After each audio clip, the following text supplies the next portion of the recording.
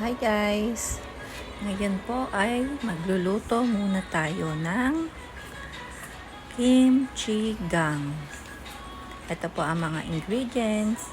Meron po tayong pork ribs. Ayan. Kaya po kung gusto nyong gumamit ng laman, pwede rin po. Pero ako mas prepared ko ang pork ribs. Meron tayong pechay bagyo, radish, at siling green. Ayan. Meron din tayong kamatis, sibuyas, at dahon ng sibuyas. At syempre ang ating kimchi, dahil ang lulutuin natin ay kimchi gang. Yan. Ang bagong version ng sinigang. Kimchi gang naman. At lalagyan ko rin po siya ng tofu. Yan. Kung meron pong ayaw mag-pork, pwede po siya sa tofu. So, ngayon, magigisa po tayo ng sibuyas, kamatis. Ayan. Para medyo malasa-lasa ang ating kimchi gang. Yes. Sa Kapampangan po, no, ginigisa po talaga namin ang pork bago po namin siya sabawan. So, yan, nilagay ko na po ang pork ribs. Yan. Then, sasabawan na po natin siya.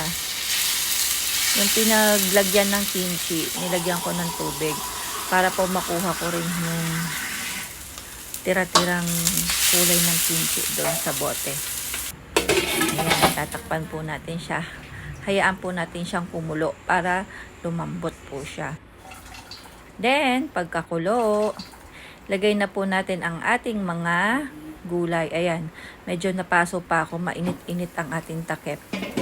So, yan, nalagay na po natin ang radish or ang labanos. Sa gilid-gilid lang po yung mga gulay, no? Para magkasya yung mga gulay. Kasi gusto ko medyo marami-raming gulay. Ayan. Yung time na yan, malambot na po yung ribs. Ayan, yung ating pechay bagyo. Lagay natin sa gilid. Dahil marami-rami pa tayong ilalagay.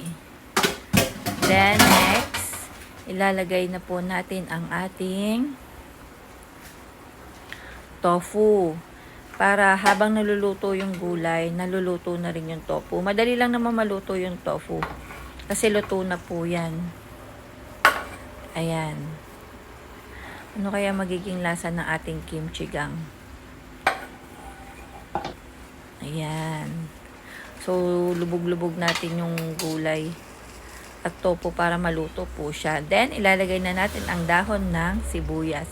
Pampalasa po yan, dahon ng sibuyas. Then, masarap din po. And masustansya. Ayan, dinamihan ko po, no? Kasi gusto ko maraming gulay. Then, ilalagay na po natin ang ating pinaka-main na sahog, ang ating kimchi. Yung kimchi, no, nabibili po siya sa grocery. Pwede po sa Save More, sa Pure Gold, or kahit saan yung gustong bumili ng kimchi. May iba't ibang sizes din po siya. So, ang ilagay kong kimchi yung cabbage. Meron din naman radish, pero mas prepared ko ang cabbage.